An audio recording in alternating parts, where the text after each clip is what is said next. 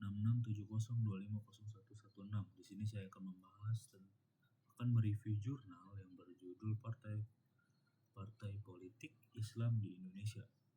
Jurnal ini ditulis oleh Bung Yebi Masan Merudin SOSMA dan M. Khairil Akbar. Ada paradoks menarik dalam jurnal ini, yaitu 87% penduduk Indonesia itu Muslim, namun partai Muslim di Indonesia itu hanya dapat sekitar 20-30% suara. Jurnal ini juga membahas tentang tiga partai besar Islam di Indonesia, dari mulai PAN, PKS, dan PKB. Masalah yang muncul itu adalah sebuah fragmentasi, yaitu adalah partai Islam itu terpecah dalam dua dimensi. Yang pertama itu dimensi kultural dan dimensi ideologis. Kenapa terfragmentasi? Karena akar historisnya itu berbeda-beda. PAN itu didirikan oleh Amin Rais atas basis kelas menengah terdidik kota. PKB didirikan oleh Gus Nur, basisnya itu adalah pedesaan Jawa, terutama daerah Jawa Timur. Sedangkan PKS itu basisnya adalah gerakan tarbiyah yang ideologinya itu dari Ikhwanul Muslimin Mesir.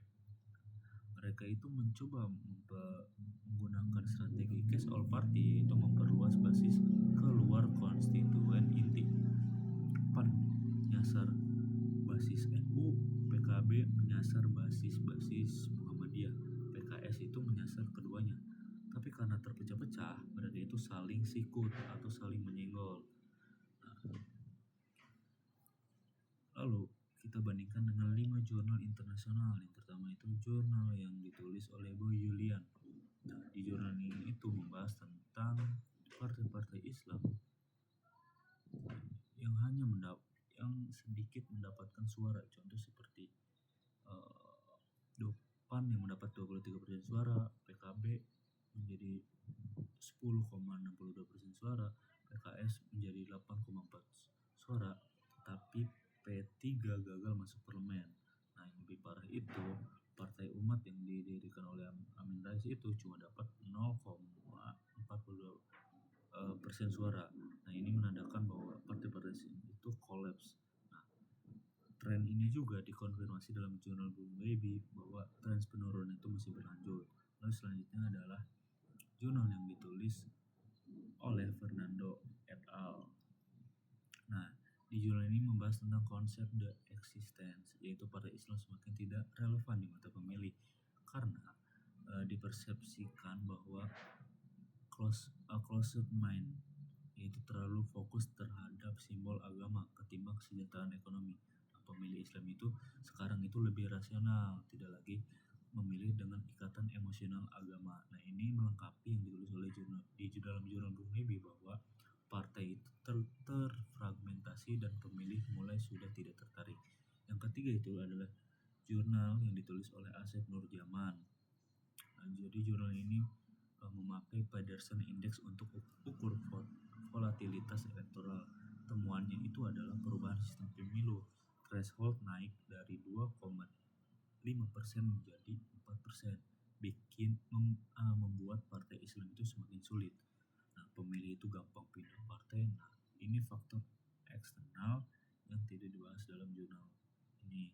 Nah, lalu selanjutnya adalah jurnal yang ditulis oleh Misner dan Mutadi.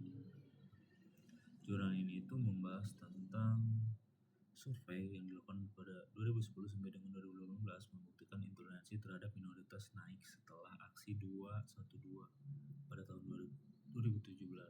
Namun yang mewujudkan adalah intoleransi ini tidak menguntungkan partai Islam. Justru Gerindra dan PDIP yang sukses. Dan mereka itu lebih fleksibel, bisa Islam saat perlu tapi tidak eksklusif. Ini kenapa paradoks itu bisa terjadi. Lalu jurnal yang terakhir adalah jurnal yang ditulis oleh Fedi Hadis. Nah, dia itu membandingkan Indonesia dengan Mesir dan Turki.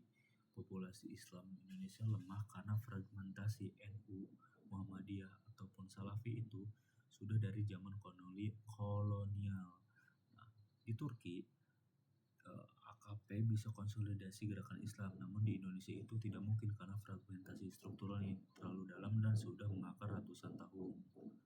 Nah, jadi kesimpulannya adalah paradoks politik Islam di Indonesia itu seperti sebuah puzzle yang sudah kompleks.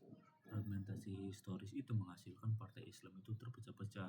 Sistem elektoral berubah memperburuk posisi mereka.